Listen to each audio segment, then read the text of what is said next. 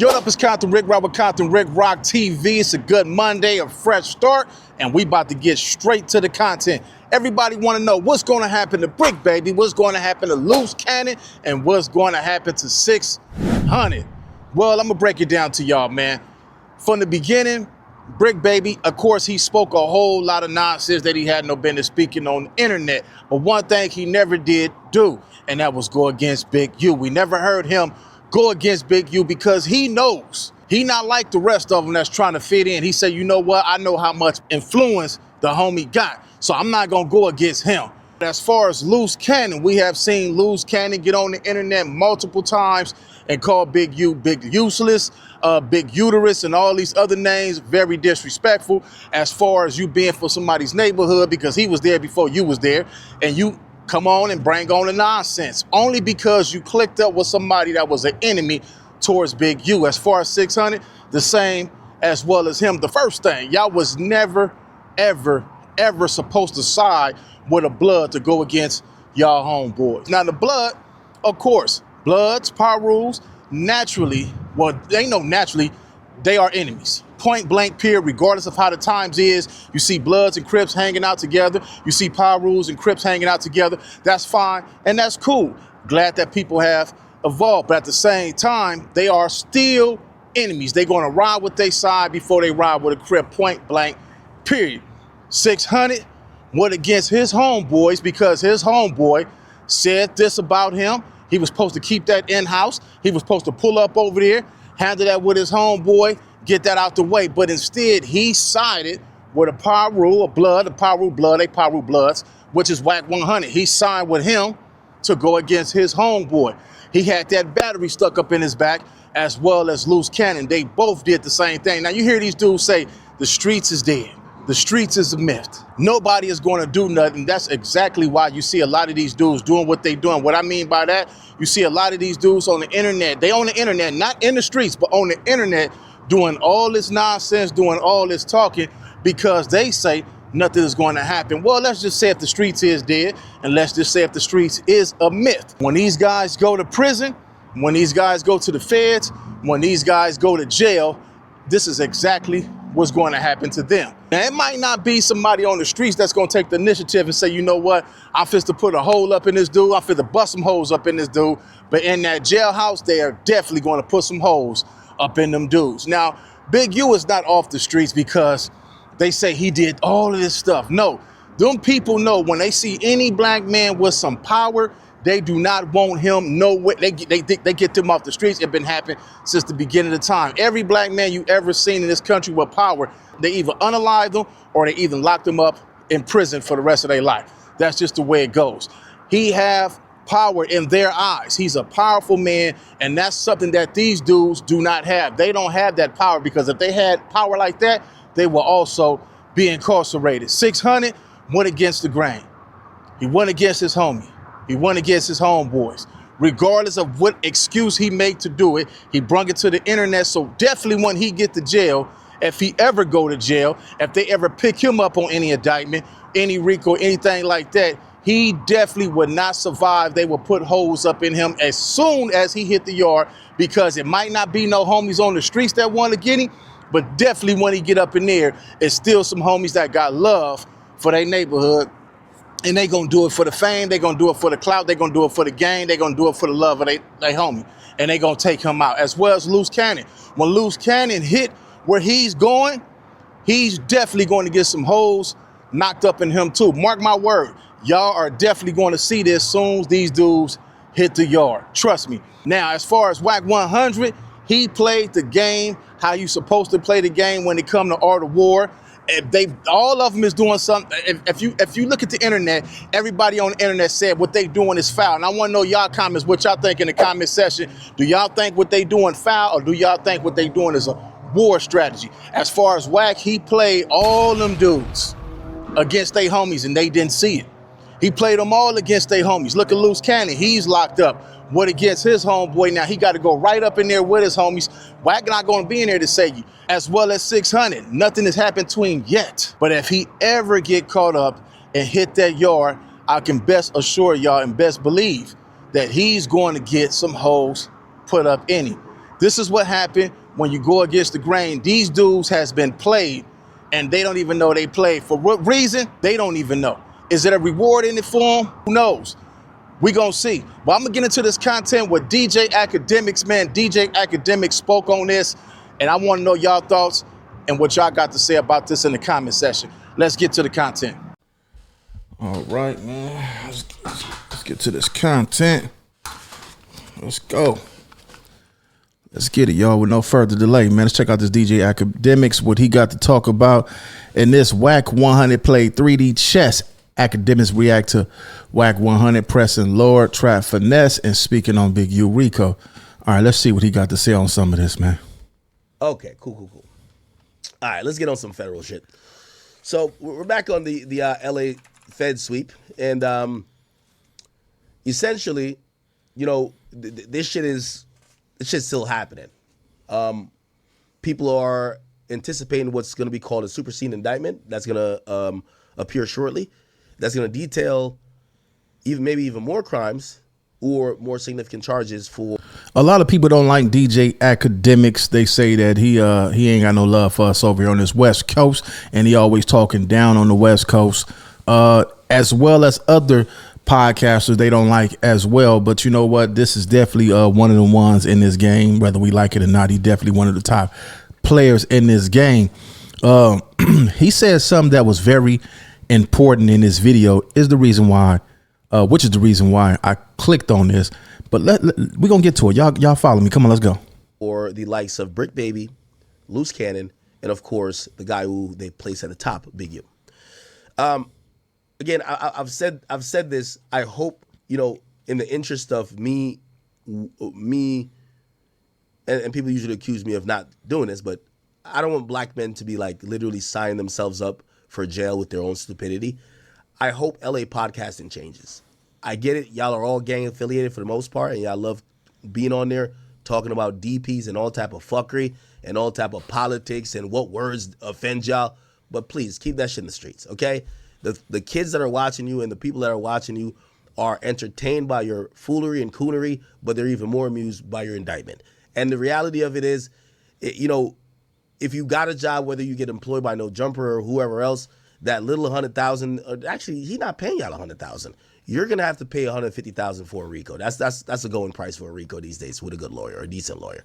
So again, what are you doing it for? So I hope LA podcasting realizes that, listen, this gang culture, y'all have now became the sacrificial lamb of what people thought Chicago was. And I'm not saying this with trying to be on a soapbox, but there you have it, man.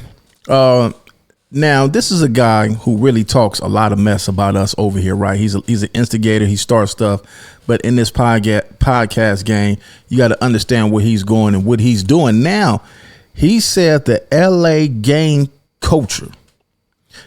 We need to change our content. Dudes on here, niggas on here speaking about DPs, who can't go to the set, all this gang stuff online. And now it's becoming it's becoming part of the Fed's investigation. A lot of the stuff that they got off the internet, a lot of the stuff they got off these podcasts. And you know, we all want to blame, hey, it's Adam 22 and Vlad TV. Well, we can't blame. Let's just keep it real, because a lot of niggas be like, man, you taking no. Let's just be real right now. We all have said dudes need to stop going on these talk shows talking street business. These dudes bring y'all on a show. They pay y'all. And that's up to y'all to say, you know what? I don't want to talk about that next question. Y'all the one who get on these podcasts and start telling all y'all gang business, all y'all hood business. The homie did this. The homie did, like a bunch of hoes. Y'all get on here and y'all do all that. And then when it comes down to the get down, like it's going down right now. Yeah, they using what niggas is saying on the internet, because the gang culture, they need to get the gang culture out of it and stop paying these dudes attention that's steady speaking on it. Now, we all come from somewhere. We all come from these neighborhoods, these sections that we grew up in. But it's not for the internet to know who's getting the DP. It's not for the internet to show who getting a DP. It's not for the internet to say, oh man, the homie did this. Man, the homie doing that. Why you got your bitch ass on the internet talking about what the homie did? Take your motherfucking ass to your hood and handle your business over there like a gangster, like you supposed to be. This is why this internet, this LA gang culture is all bad. We thought, like he said, Chicago was getting on here and doing their thing, but you got Keefy D. He done got on here, self-incriminated himself. Now you got Loose Cannon and Brick Baby, all these guys going on the internet, getting themselves locked up. Okay. So did y'all catch that? Because he shot right by that. Let's go back and see if we can catch that. Look what this says. Right here. Brick Baby showing Loose Cannon his gun doing no jumper interview. And this is what I'm talking about. This is on the internet. He's pulling this up on the internet. Brick Baby, a felon, was carrying a firearm on his waist during a No Jumper podcast 16 hours before they were all picked up by the feds. Loose Cannon threatened Brick multiple times that he was going to beat him up when he crossed paths at No Jumper prior to this interview. Playing on the internet. I seen another thing too, and I'll react to this chat nigga. With Trap Lord Ross.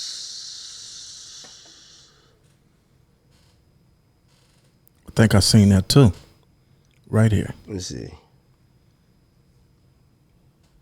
Yeah, I don't know why they got into it. Trap Lord Ross, that's another guy. I think he's from the UK, and he makes a lot of money off the content that's going on in the ghettos of America, the streets of America.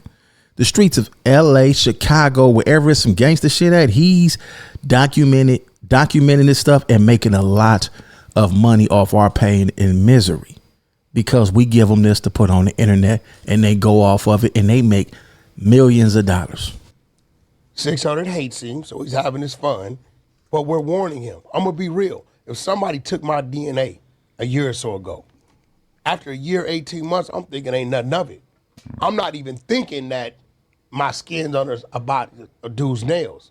And I hear the family say they found his DNA under the nails. I hear that. That's going to be alarming to me.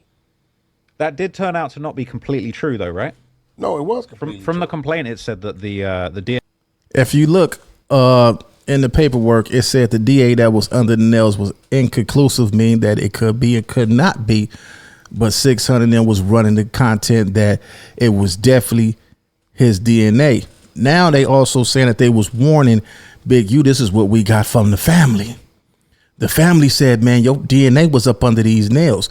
Now, even if you don't get along with your homeboy, and before you run to the internet and give up this information, you might as well just call up one of your homies and say, hey, homie, we just got word that, man, oh boy, DNA was up under them nails, man. That's what they saying.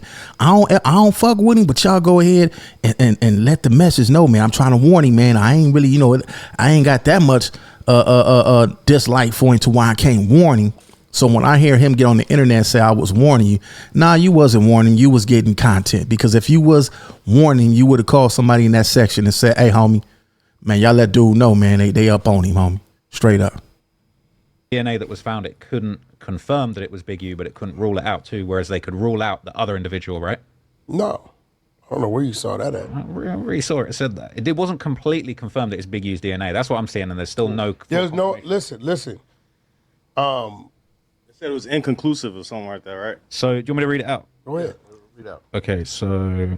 Wait, the DNA profile... So, DNA was connected from RW's ankle/sock area, consistent with the direction that RW was dragged into the desert off the highway. Oh. The DNA profile obtained was not complete, likely due to the aforementioned inclinement on whether the...